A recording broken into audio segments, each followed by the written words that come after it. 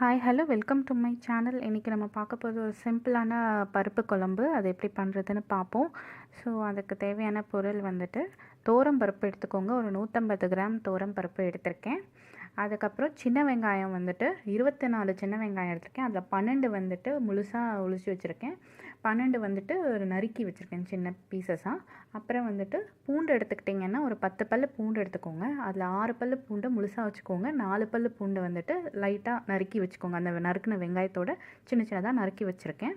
அப்புறம் வந்துட்டு கடுகு, அதுக்கப்புறம் தாளிக்கிறதுக்கு 2 வரமிளகாய் எடுத்திருக்கேன். பாருங்கள், இந்த சின்ன பூண்டு கூட அந்த இதை வச்சுருப்பேன். அப்புறமா உப்பு தேவையான அளவுக்கு, மஞ்சள் வந்து 1/4 டேபிள் ஸ்பூன் எடுத்துக்கோங்க.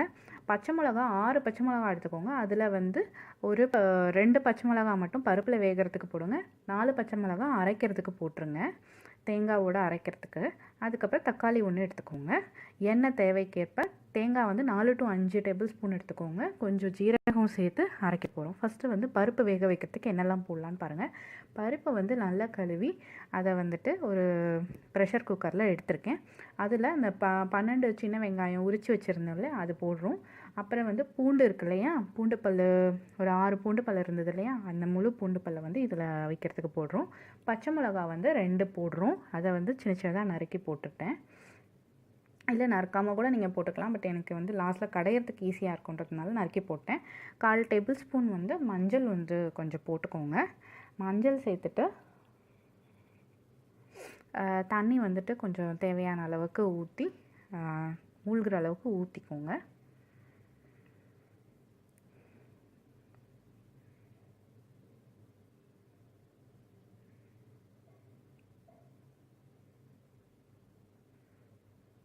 சூப்பர். இதில் வந்து கீ ஆப்ஷனல் தான். நீங்கள் சேர்க்கணுன்னா, குழந்தைங்க இருக்காங்க, குழந்தைங்க கொடுக்க போகிறீங்கன்னா கீ கொஞ்சம் சேர்த்துக்கலாம். இப்போ இதில் ஒரு தக்காளி வந்து சேர்த்துட்டோம். அது சின்னதாக நறுக்கி போட்டுக்கோங்க தக்காளி, அப்போ தான் நல்லா அழகாக வேகும், குழஞ்சி போய். அதை போட்டாச்சு. பெருங்காயத்தூள் மறந்துட்டேங்க, அது கொஞ்சம் ஒரு சிட்டிகை போட்டுக்கோங்க.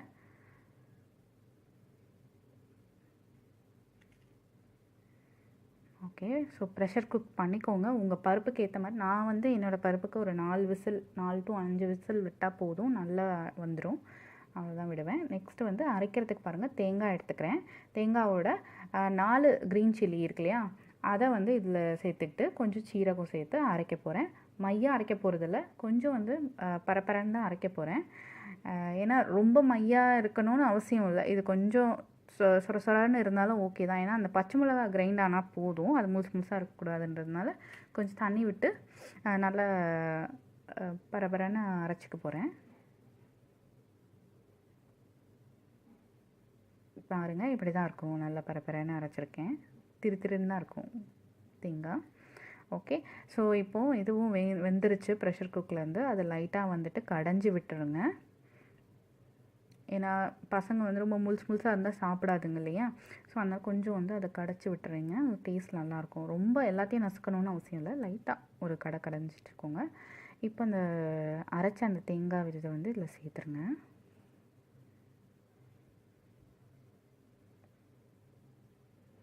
தேங்காய் சேர்க்கறதுனால ரொம்ப டேஸ்டியாக இருக்குங்க சாம்பாருக்கு. இது தேங்காய், இந்த பருப்பு சாம்பாருக்கு தேங்காய் சேர்த்தா ரொம்ப டேஸ்டியாக இருக்கும்.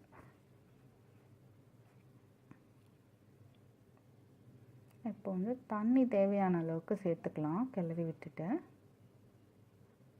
எவ்வளோ வேணுமோ குழம்பு உங்கள் தேவைக்கேற்ப நீங்கள் வந்து தண்ணி சேர்த்துக்கோங்க.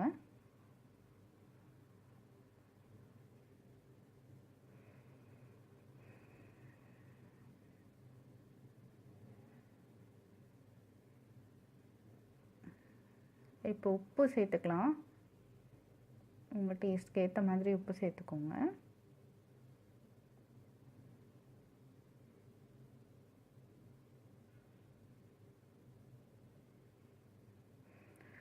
ஓகே. ஸோ இதை வந்து அடுப்பில் வச்சிடலாம் கொதிக்கிறதுக்கு. சிம்லேயே வந்து இதை கொதிக்கிறதுக்கு விட்டுடலாம். விட்டுட்டு நம்ம தாளிக்கிறதுக்காக அதை பார்க்க ஆரம்பிச்சிடலாம். ஸோ தாளிக்கிறதுக்கு வந்து கடாய் வந்து சூடு பண்ணிடுங்க. சூடு பண்ணிட்டு ஒரு 2 டேபிள் ஸ்பூன் எண்ணெய் ஊற்றிக்கோங்க.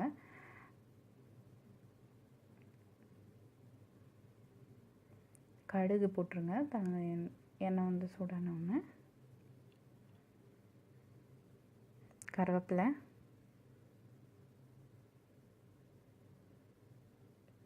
வரமிளகா,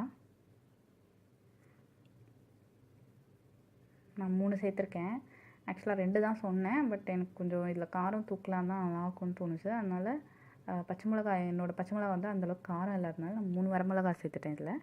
நீங்கள் உங்களுக்கு ஏற்ற மாதிரி சேர்த்துக்கோங்க. இப்போ அந்த வெங்காயம், அந்த சின்ன நறுக்கின வெங்காயமும் நறுக்கின பூண்டு இருந்தது இல்லையா, அந்த பூண்டும் வெங்காயத்தையும் இதில் சேர்த்துக்கிறோம். நல்லா அது பிரிஞ்சு வர அளவுக்கு விட்டுறணும். நல்லா அழகாக பிரிஞ்சு வந்திருக்கு பாருங்கள், சுருண்டுடுச்சு வெங்காயம்லாம். இப்போ வந்து இதை கொதிக்கிற அந்த குழம்புல சேர்த்துடலாம். ரொம்ப கொதிக்க விட்டுறாதீங்க, அது வந்து சிம்மில் தான் வச்சு நான் கொதிக்க விட்டுருக்கேன். இந்தாங்க எல்லா எண்ணெயும் சேர்த்துருங்க இதில். அவ்வளோதான். சூப்பருங்க, சூப்பரான இது ரெடி ஆகிடுச்சு. ஜஸ்ட்டு ஒரு 2 மினிட்ஸ் வச்சா போதும், இது ரெடி. வாவ், சூப்பரான சிம்பிளான பருப்பு குழம்பு ரெடி ஆகிடுச்சு. இது நீங்கள் செஞ்சு பாருங்கள். இது குழந்தைங்களுக்கு வந்து கொடுங்க, ரொம்ப ஹெல்த்தியானது. இது கூட வந்து வடாமல் இல்லைன்னா வந்துட்டு வேறு ஏதாவது வத்தல், அப்பளம் பொரித்து சாப்பிட்டிங்கன்னா ரொம்ப டேஸ்டியாக இருக்கும். ஓகே, நெய் போட்டு இன்னும் கொடுத்திங்கன்னா குழந்தைங்க வந்து ரொம்ப விரும்பி சாப்பிடுவாங்க. ஓகே, இது ட்ரை பண்ணுங்கள். ட்ரை பண்ணிட்டு உங்களோட ஃபீட்பேக் அண்ட் கமெண்ட்ஸை என்னோடய சேனலை சப்ஸ்கிரைப் பண்ணிவிட்டு போடுங்க. ஓகே, தேங்க்ஸ் ஃபார் வாட்சிங். பாய்.